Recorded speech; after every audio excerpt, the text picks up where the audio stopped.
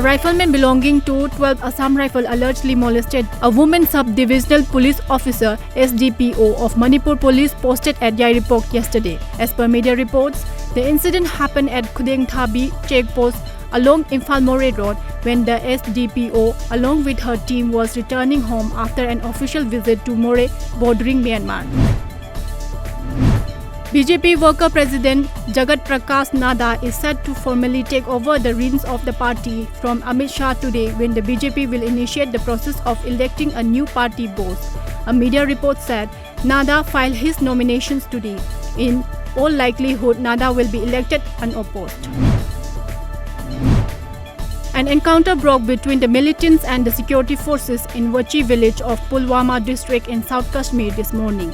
All three militants hiding in the village were gunned down by the security forces.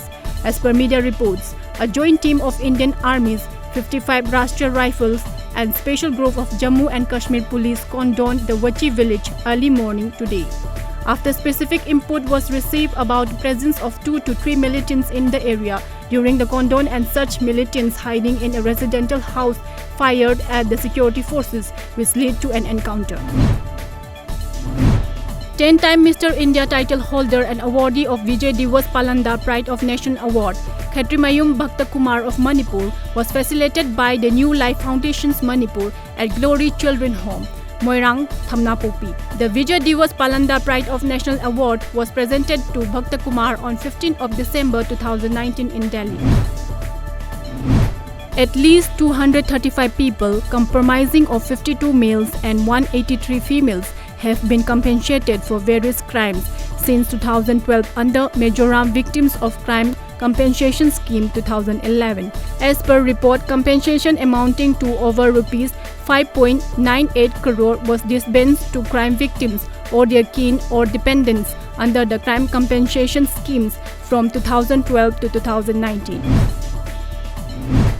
With India approaching the 71st Republic Day on January 26, the Patriotic People's Front Assam (PPFA) has appealed to the people of North-East to pay tributes to the martyrs of freedom struggle by hoisting the national flag in every nook and corner of the region. Supreme Court has issued a notice to Uttar Pradesh government after hearing appeal filed by a petitioner challenging the validity of Allahabad's name being changed to Prayagraj. As per media reports, the petitioner has said that the state government cannot change the names of railway stations, central universities and other institutions as they are controlled by the central government. A 6.0 magnitude earthquake hit a remote area of northwest China, Xinjiang region late yesterday. The U.S. Geographical Service said the shallow quake struck at 9:27 p.m. local time around 100 kilometers east-northeast of the ancient Silk Road city of Kashgar. In its initial assignment, the USGS said there was a low likelihood of casualties. It said, however, that significant damage was likely, with many buildings in the regions built from mud bricks or cylinder block masonries.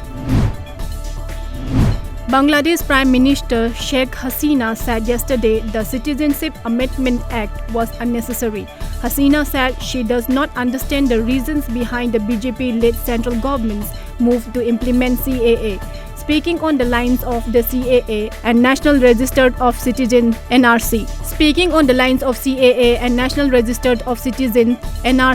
Hasina said that although the two citizenship exercises were Indians' internal matters, she called the act unnecessary according to the media reports.